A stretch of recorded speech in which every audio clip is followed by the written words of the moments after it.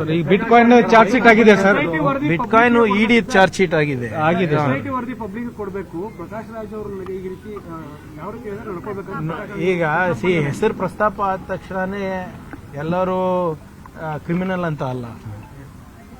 ಈಗ ಅವ್ರ ಕೋರ್ಟ್ ಅವರು SIT ಚೀಫಿಗೆ ಕೇಳಿದಾರಲ್ವಾ, ಉತ್ತರ ಕೊಡ್ಲಿ. ಅವರು ಕೋರ್ಟಿಗೆ ಫಸ್ಟ್ ಉತ್ತರ ಕೊಡ್ಬೇಕು. ನಾವು ಮಾಧ್ಯಮದಲ್ಲಿ ಬಂದು ಚರ್ಚೆ ಮಾಡ್ಲಿಕ್ಕೆ ಆಗೋದಿಲ್ಲ. ಅದು ಸರ್, ಇನ್ನೊಂದು ಈ ಧರ್ಮಸ್ಥಳದ ಮೈಕ್ರೋ ಫೈನಾನ್ಸ್ ವಿಚಾರದಲ್ಲಿ ಲಾಸ್ಟ್ ಟೈಮ್ ಸರ್ಕಾರ ಒಂದು ಆಕ್ಟ್ ಕೂಡ ತಂದು ಕಾನೂನೆಲ್ಲ ಇದು ಮಾಡಿದೆ. ಆದ್ರೆ ಇದುವರೆಗೂ ಕೂಡ ಧರ್ಮಸ್ಥಳ ಸಂಘದವರು ಯಾವುದನ್ನು ಅದನ್ನ ಫಾಲೋ ಮಾಡ್ತಾ ಇಲ್ಲ. ಸೊ ಸರ್ಕಾರ ಏನ್ ಮಾಡುತ್ತೆ ಸರ್ ಈ ವಿಚಾರದಲ್ಲಿ? ಯಾಕಂದ್ರೆ ಅವ್ರ ಜೊತೆ ನೋಡಿ, NBFCs ಇರಬಹುದು ಅಥವಾ ಬೇರೆ ಸಂಘ ಸಂಸ್ಥೆಗಳಿರ್ಬೋದು, ಯಾರು ನಾನ್ ಬ್ಯಾಂಕಿಂಗ್ ಫೈನಾನ್ಷಿಯಲ್ ಇನ್ಸ್ಟಿಟ್ಯೂಷನ್ಸ್ ವ್ಯಾಪ್ತಿನಲ್ಲಿ ಬರ್ತಾರೆ. ಅದಕ್ಕೆ ಈ ಹೊಸ ಕಾನೂನು ತಂದ ಮೇಲೆ ಯಾರ್ಯಾರು ಉಲ್ಲಂಘನೆ ಮಾಡಿದ್ದಾರೆ, ಏನೇನಿದೆ ಅಂತ ಸಂಪೂರ್ಣವಾದಂಥ ಮಾಹಿತಿ ನನಗಿಲ್ಲ. ಅದನ್ನ ಮುಂದಿನ ವಾರ ಇರ್ಬೋದು ಅಥವಾ ಒಂದು 10 ದಿನ ಆದಮೇಲೆ ಒಂದು ಸಪ್ರೇಟ್ ಮೀಟಿಂಗ್ ಮಾಡಿ ಅದನ್ನಂತ ತಿಳಿಸ್ತೀನಿ. ಬಟ್ ಆದರೆ ಅದೇನು ಬರೇ ಧರ್ಮಸ್ಥಳಕ್ಕೆ ಸೀಮಿತ ಆದಂಥ ಒಂದು ಕಾಯ್ದೆ ಅಲ್ಲ. ಅದು ಇಡೀ ರಾಜ್ಯಕ್ಕೆ ಸಂಘದವ್ರು ಫಾಲೋ ಮಾಡ್ತಿಲ್ಲ ಅಂತ ಸರ್. ಎಲ್ಲ ಯಾರೇ ಇದ್ರೂ ಕೂಡ ಇವರೇ ಒಂದು ಕಾಯ್ದೆ ತಂದ ಮೇಲೆ ಎಲ್ಲರೂ ಕೂಡ ಅನ್ವಯಿಸ್ತದೆ. ಅದು ಯಾವುದೇ ಸಂಘ ಸಂಸ್ಥೆದಿರ್ಬೋದು ಅಥವಾ ಯಾವುದೇ ಟೆಂಪಲ್ ಟ್ರಸ್ಟ್ ಇರಬಹುದು ಅಥವಾ ವೈಯಕ್ತಿಕವಾಗಿರ್ಬೋದು. Everybody has to follow the law. ಆದ್ರೆ ಧರ್ಮಸ್ಥಳ ಸಂಘದಲ್ಲಿ 100 ಕೋಟಿ ರೂಪಾಯಿ ಕ್ಯಾಶ್ ಟ್ರಾನ್ಸಾಕ್ಷನ್ ಆಗ್ತಾ ಇದೆ ಸರ್. ಯಾಕಂದ್ರೆ ಯಾರ ಹತ್ರ ಅವರು ಆನ್ಲೈನ್ ಪೇಮೆಂಟ್ ತಗೊಳ್ತಾ ಇಲ್ಲ. ಅದೇ ಏನಿದ್ರು ಕೂಡ ಅದು ತನಿಖೆ ಮಾಡ್ಬೇಕಲ್ಲ. ಯಾಕಂದ್ರೆ ಕಂಪ್ಲೇಂಟ್ ಏನಿದೆ ಅಂತ ಸಂಪೂರ್ಣ ಮಾಹಿತಿ ನನಗಿಲ್ಲ. ಅದು ಈಗ ತಾವು ಹೇಳಿದ್ಮೇಲೆ ನನ್ಗೆ ಗೊತ್ತಾಗಿರೋದು. Will check on it. But ಒಂದು ಕಾಯ್ದೆ ತಂದ ಮೇಲೆ it is not limited to an individual or one particular institution. ಅದು ಎಲ್ಲರಿಗೂ ಅನ್ವಯಿಸ್ತದೆ. ಅದು ಬಿಟ್ಕಾಯಿನ್ ಏನು ಪ್ರಕರಣ ಸರ್ ಮುಂದೆ? ಇಲ್ಲಿ ನೋಡೋಣ ಇವ್ರೆ. ಇನ್ನು ಅದು ಇಡಿದಿದೆ, ನಮ್ಗೆ ನಮ್ಮ ವ್ಯಾಪ್ತಿನಲ್ಲಿ ಇಲ್ಲ. ಅವ್ರು ಏನ್ ಚಾರ್ಜ್ ಶೀಟ್ ಹಾಕಿದ್ದಾರೆ ಅದು ನಮ್ಮ ವ್ಯಾಪ್ತಿಗೆ ಬರೋದಿಲ್ಲ. ಆದ್ರೆ ನಮ್ಮ ಈಗೇನು ಕ್ಯಾಬಿನೆಟ್ ಸಬ್ ಕಮಿಟಿ ಒಂದು ರಚನೆ ಮಾಡಿಬಿಟ್ಟು ಕೆಲವು ಕೇಸಸ್ ಅನ್ನ ಹಿಂದಿನ ಮುಖ್ಯಮಂತ್ರಿ, ಹಿಂದಿನ ಉಪಮುಖ್ಯಮಂತ್ರಿಗಳು ಅದು ಉಪಸಮಿತಿ ಅಧ್ಯಕ್ಷರಿದ್ರು. ಈಗ ಅದನ್ನ ಪುನರ್ರಚನೆ ಮಾಡಬೇಕು ಅಥವಾ ಅದನ್ನ ಅಲ್ಲೇ ನಿಲ್ಲಿಸ್ಬಿಟ್ಟು ಅದಕ್ಕೆ ಸೂಕ್ತವಾದಂತ ಕ್ರಮ ತಗೋಬೇಕು ಅಂದ್ಬಿಟ್ಟು ಮಾನ್ಯ ಮುಖ್ಯಮಂತ್ರಿಗಳ ತೀರ್ಮಾನ ಆದ್ಮೇಲೆ ನಾನು ನಿಮಗೆ ಹೇಳಿಕ್ಕೆ ಆಗ್ಬೋದು. ನೀವು ಬೆಂಗಳೂರಿಗೆ ಹೆಚ್ಚಿನ ಅನುದಾನವನ್ನು ಯಾವಾಗಲೂ ಕೇಳ್ತಾ ಇದ್ರಿ ಸರ್. ನಿನ್ನೆ 26,000 ಕೋಟಿ ಬೇಡಿಕೆಯನ್ನ ಸಿಎಂ ಅವರು ಪ್ರಧಾನಿಗಳ ಮುಂದಿಟ್ಟಿದ್ದಾರೆ. ನೋಡಿ, ಬೆಂಗಳೂರು ಬರೇ ಕರ್ನಾಟಕಕ್ಕಷ್ಟೇ ಅಲ್ಲ, ಇವತ್ತು ಇಡೀ ನಮ್ಮ ದೇಶಕ್ಕೆ ಒಂದು ಆರ್ಥಿಕ ಪ್ರಗತಿಯ ಒಂದು ಇಂಜಿನ್ ಆಗಿದೆ. ಇದು ಎಕನಾಮಿಕ್ ಗ್ರೋತ್ ಇಂಜಿನ್ ಆಗಿದೆ. ಆಮೇಲೆ ಕರ್ನಾಟಕದಲ್ಲಿ 40% GDP ಕಾಂಟ್ರಿಬ್ಯೂಷನ್ ಇವತ್ತು ಬೆಂಗಳೂರಿನಲ್ಲಿ ಬರುತ್ತೆ.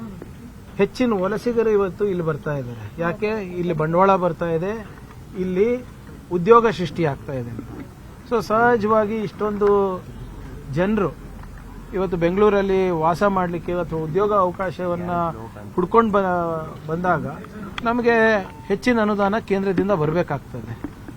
ಕಾರಣ ಇಷ್ಟೇ, ಯಾಕಂದ್ರೆ ನಾವು IT ಇರ್ಬೋದು, GST ಇರ್ಬೋದು, IT ಎಕ್ಸ್ಪೋರ್ಟ್ಸ್ ಇರ್ಬೋದು, ಸಾಕಷ್ಟು ಕೊಡ್ತಾ ಇದ್ದೀವಿ. ಈಗ ಉದಾಹರಣೆಗೆ ನಮ್ದು IT ಎಕ್ಸ್ಪೋರ್ಟ್ಸ್ ಈ ಕಳೆದ ವರ್ಷ ಸುಮಾರು 6.5 ಲಕ್ಷ ಕೋಟಿ ರೂಪಾಯಿ. ₹1 ನಮ್ಗೆ ಬರ್ತಾ ಇಲ್ಲ. ಎಲ್ಲಾನು ನಮಗೆ ಕೊಡಬೇಕು ಅಂತ ಇಲ್ಲ. ನಮ್ಮ ಒಕ್ಕೂಟ ವ್ಯವಸ್ಥೆನಲ್ಲಿ ಬೇರೆಯವ್ರ ಹತ್ರ ಹಂಚ್ಕೋತೀವಿ, ಇಲ್ಲ ಅದು ಬೇಡ ಅಂತ. ಆದ್ರೆ ನಮಗೆ ಇನ್ನ ಹೆಚ್ಚು ಕೊಟ್ರೆ ಮಾಸ್ ಟ್ರಾನ್ಸಿಟ್ ಸಿಸ್ಟಮ್ ಇರ್ಬೋದು, ಮತ್ತೆ ಅರ್ಬನ್ ಹೌಸಿಂಗ್ ಇರ್ಬೋದು, ರಸ್ತೆಗಳಿರ್ಬೋದು, ಇವೆಲ್ಲಾನು ಕೂಡ ಸುಧಾರಣೆ ಮಾಡಲಿಕ್ಕೆ ಅವಕಾಶ ಸಿಗುತ್ತೆ. ಇವೆಲ್ಲ ಸುಧಾರಣೆ ಮಾಡಿದ್ರೆ ಬಂಡವಾಳನೂ ಹೆಚ್ಚುತ್ತೆ, ಉದ್ಯೋಗ ಅವಕಾಶನೂ ಹೆಚ್ಚುತ್ತೆ. ಅದನ್ನ ಆ ನಿಟ್ಟಿನಲ್ಲಿ ಇವತ್ತು ಮುಖ್ಯಮಂತ್ರಿಗಳು ಬೆಂಗಳೂರಿಗೆ ಹೆಚ್ಚು ಆದ್ಯತೆಯನ್ನು ಕೊಡಬೇಕು.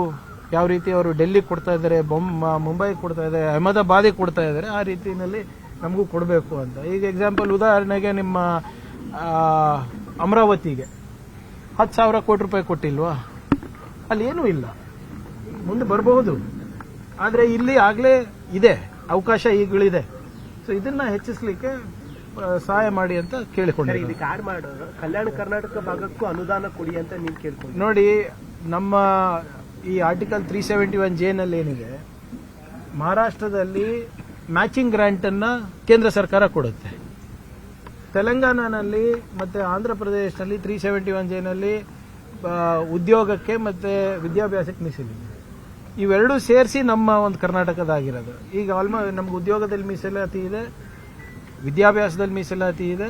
ಅನುದಾನ ಇವತ್ತು ಈಗ ಬರೀ ರಾಜ್ಯ ಸರ್ಕಾರದಿಂದ ಬರ್ತದೆ. ಅದು ಮ್ಯಾಚಿಂಗ್ ಗ್ರಾಂಟ್ ಕೊಟ್ರೆ ಇನ್ನ ವೇಗದಲ್ಲಿ ನಾವು ಅಭಿವೃದ್ಧಿ ಮಾಡಬಹುದು. ಈಗೇನು ಆಸ್ಪಿರೇಷನಲ್ ಡಿಸ್ಟ್ರಿಕ್ಟ್ಸ್ ಅಂತ ಏನು ಕೇಂದ್ರ ಸರ್ಕಾರ ಒಂದು ರೂಪರೇಷೆ ಹಾಕೊಂಡಿದೆ ಅದರನ್ನ ಕೊಡಿ ಅಂತ ನಾವು ಕೇಳ್ತಾ ಇರೋದು. ಸಿಎಂ ವಿಜಯ್ ಅವರು ಬರ್ತಾ ಇದ್ದಾರೆ, ಮೇಕೆದಾಟು ವಿಚಾರವಾಗಿ ಕಪ್ಪು ಬಾವುಟ ಪ್ರದರ್ಶನ ಮಾಡ್ತಾರೆ.